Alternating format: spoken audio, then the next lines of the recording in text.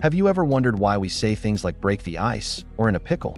English idioms often sound funny, but behind each one, there's a story filled with history, humor, and sometimes a little heartbreak.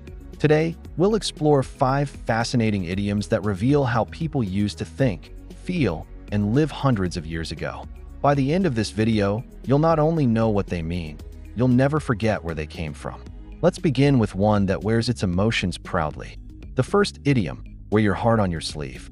Origin: this idiom comes from the Romantic age of medieval chivalry. During jousting tournaments, knights would often wear a token, like a scarf or ribbon, from a lady they admired. Tied around their sleeve, it told everyone whose honor they were fighting for. Over time, this visible display of love became a symbol for emotional honesty. To wear your heart on your sleeve means you don't hide your feelings. They're visible to everyone around you. You show affection, anger, sadness, or joy without pretending. Examples and context: she wears her heart on her sleeve. You can always tell what she's feeling. He's not afraid to wear his heart on his sleeve when he talks about his family. Artists often wear their hearts on their sleeves through their songs or paintings. When someone wears their heart on their sleeve, connection becomes easier. But sometimes, connection can be awkward, especially when meeting people for the first time. That brings us to our next idiom. The second idiom: break the ice. Origin: long before airplanes or highways, ships carried goods across frozen seas. When winter ice blocked their path, smaller vessels would go ahead to break the ice, literally, allowing trade ships to move freely. Later, the phrase became a metaphor for social life. To break the ice means to remove tension or awkwardness, especially when meeting someone new or starting a conversation. Examples and context: the host told a funny joke to break the ice at the meeting. Asking simple questions is a great way to break the ice at parties. Teachers often play games on the first day of class to break the ice with students. But not every journey goes smoothly. Sometimes, what we're chasing feels impossible, like our next idiom. The third idiom: wild-goose chase. Origin: this colorful phrase dates back to the 1500s. It originally described a kind of horse race where riders followed a leader across unpredictable paths, like a flock of wild geese in flight. The race was long, confusing, and often led nowhere. Eventually, the expression evolved to mean any hopeless or pointless pursuit, something you chase but never catch. Examples and context: looking for my lost keys in the park was a wild goose chase.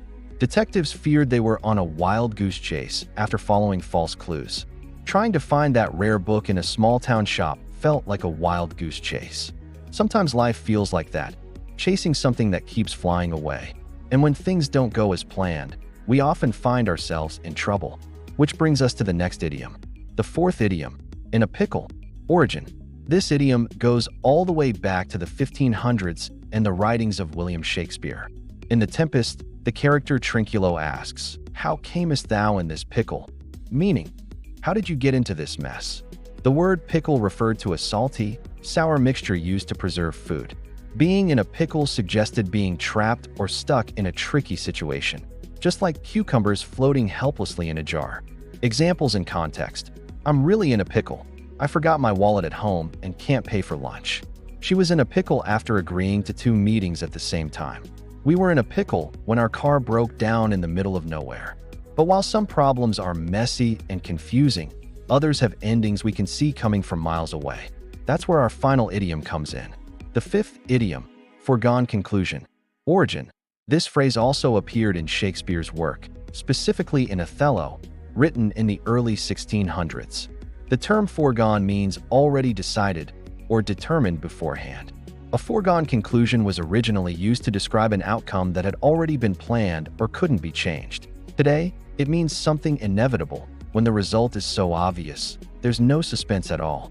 Examples and context: with their star player back, victory was a foregone conclusion. The movie's ending felt like a foregone conclusion. Everyone knew how it would end. Once the scandal broke, his resignation was a foregone conclusion. From wearing your heart on your sleeve to ending with a foregone conclusion, each idiom tells a story of bravery, humor, and the human spirit. They remind us that language isn't just about words. It's about history, emotion, and imagination. So, which idiom spoke to you the most today? Let me know in the comments below, and don't forget to like, subscribe, and share this video if you love learning the hidden stories behind English expressions.